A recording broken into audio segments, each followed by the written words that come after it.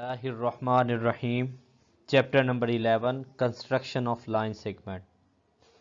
इसमें आज हम ज्योमेट्रिकल इंस्ट्रूमेंट मतलब ज्योमेट्री बॉक्स के बारे में पढ़ेंगे। जो उसके अंदर इंस्ट्रूमेंट होते हैं उनका क्या क्या नाम है और उनका इस्तेमाल क्या है, वो आज हम क्या है जी इसको रिवाइज करें। ये आपको ज्योमेट्री बॉक्स नज़र आ रहा होगा। इसमें आपको तकरीबन पता ही है, इसको डिवाइडर बोलते हैं और इसको कंपास बोलते हैं, ठीक है जी। और ये आपका प्रोट्रैक्टर होता है और इसी तरह आपके ये दो सेट ऑफ स्केयर्स हैं और साथ ये आपका स्केल या जिसे रूलर बोलते हैं वो है। और बाकी ये अरेज और शॉप और ये प्लास्टिक बॉक्स है जिसके अंदर आप इंस्ट्रूमेंट्स को संभाल के रखते हैं, ठीक है जी। देख लें जी ज्योमेट्रिकल इंस्ट्रूमेंट क्या होता है जी। इसमें ruler, pair of compass, protractor, set of square, divider, ठीक है जी।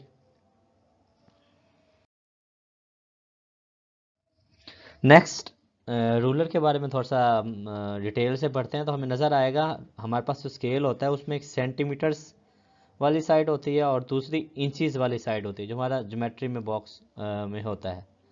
तो जो हम स्केल है इसको हम यूजुअली आम तौर पर क्या है जी लाइन सेगमेंट्स को मेजर करने के लिए इस्तेमाल करते हैं। जिसको लाइन सेगमेंट का नहीं पता वो मेरी बाकी वीडियोस को देखें जो लास्ट टाइम मैंने आपसे शेयर की है, उसमें बाकायदा लाइन सेगमेंट और सब चीज़ों के बारे में क्या है जी बताया गया है। इसी तरह अभी आपके पास आ गया प्रोट्रैक्टर। टोटल ये 180 का होता है, ठीक है जी। अगर आप किसी लाइन सेगमेंट पे राइट साइड पे इसको रखते हैं तो आप क्या है जी लेफ़्ट साइड से जो है इसकी ऊपर से काउंटिंग शुरू करते हैं।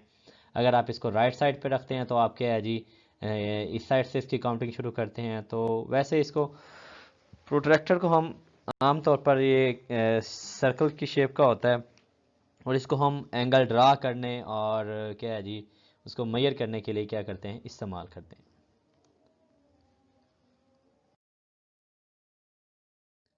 अब हमारे पास आ गया जी सेट ऑफ स्केयर्स। निहायत इम्पोर्टेंट ये इंस्ट्रूमेंट है। ये दो होते हैं जी। एक थोड़ा सा लार्ज स्केल में होता है जिसमें एंगल्स का डिफर होता है और दूसरा थोड़ा सा छोटा होता है उससे, ठीक है जी। तो जो आपके पास एक लार्ज होता है वो एक तो 90 डिग्री उसकी एक साइड होती है, एक साइड उसकी 60 डिग्री होती है और जो तीसरी साइड होती है वो 30 की होती है। वैसे आपको पता ही होगा कि जो ट्राई एंगल होता है वो टोटल 180 डिग्री के होता है। इसी तरह दूसरे वाला 90 45 45 के इक्वल होता है। बाकी आप इसको डिटेल से यहाँ क्या कर लें, रीड कर लें, ठीक है जी। अच्छा, इसमें एक खासियत है ये आप देखें तो इसमें जो हमारे पास सेट ऑफ स्केयर्स हैं इसमें कुछ और कंसेप्ट भी क्लियर होते हैं। अगर देखें मैं दो सेट ऑफ स्केयर यहाँ रखता हूँ तो इसमें मुझे क्या है जी ई एफ जो है ये पैरेलल आ रही है बी सी के। ई एफ जो है वो पैरेलल आ रही है बी सी के और इसी तरह ई डी पैरेलल आ रही है ए बी के। ये आपको पहले यहाँ नज़र आ रहा है ए बी पैरेलल है किसके, डी ई के। ये ए, ये बी और ये डी और ई पैरेलल हैं, दोनों लाइन सेगमेंट हैं। इसी तरह ई एफ और बी सी मैं आपको पहले बता चुका हूँ ये एक दूसरे के पैरेलल आ रही हैं। इसी तरह आपके पास परपेंडिकुलर गिर रहा है। इसको मैं अब मुख्तलिफ तरीके से कह सकता हूँ। ई एफ परपेंडिकुलर है जी किसके ऊपर, एफ डी के ऊपर, एफ सी के ऊपर भी कह सकता हूँ, एफ ए के ऊपर भी कह सकता हूँ परपेंडिकुलर है। इसी तरह बी सी भी क्या है जी परपेंडिकुलर है किसके ऊपर जी, सी ए के ऊपर, डी ए के ऊपर या एफ ए के ऊपर कह सकता हूँ मैं। अब कंपास, कंपास क्या है जी एक क्या है वी शेप इंस्ट्रूमेंट है जो क्या करता है सर्कल्स ड्रा करने के लिए या डिफरेंट आर्क्स, जैसे हम बाइसेक्ट करते हैं लाइन सेगमेंट को या एंगल को बाइसेक्ट करते हैं या हम किसी भी अरे को बाइसेक्ट करते हैं तो हम क्या करते हैं या परपेंडिकुलर बनाते हैं तो हम क्या आर्क जो लगाते हैं वो कंपास की मदद से क्या करते हैं लगाते हैं। ठीक है जी।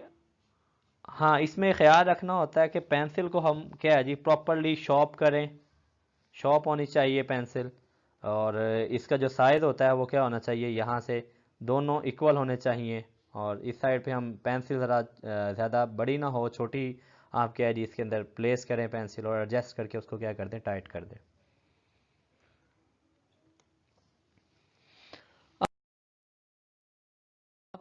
हमारे पास अब ये आ गया डिवाइडर। डिवाइडर की खासियत ये है कि हम इससे लाइंस, सेगमेंट्स हो गए या लाइन हो गई, उनकी हम क्या कर सकते हैं, पैमाइश कर सकते हैं। और ये एज लाइक वी शेप ही होता है इंस्ट्रूमेंट।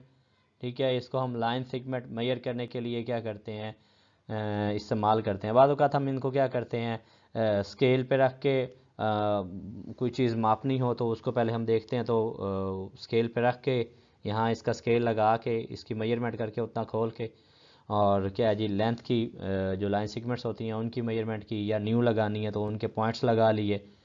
इसी तरह आपकी ये एक्सरसाइज 11A में फर्स्ट क्वेश्चन है, उसमें डिवाइडर का यूज़ है। उसने कहा है कि आप डिवाइडर यूज़ करें, आप अपनी मर्ज़ी से डिवाइडर ओपन करें, उसके 2 पॉइंट्स लगाएं, और पॉइंट्स पे आप पेंसिल के साथ क्या है जी जैसे ही वो निशान बनेंगे उनको लाइन खींच दें। बस पहला सवाल आपका 11A का है ही कुछ ऐसा ही।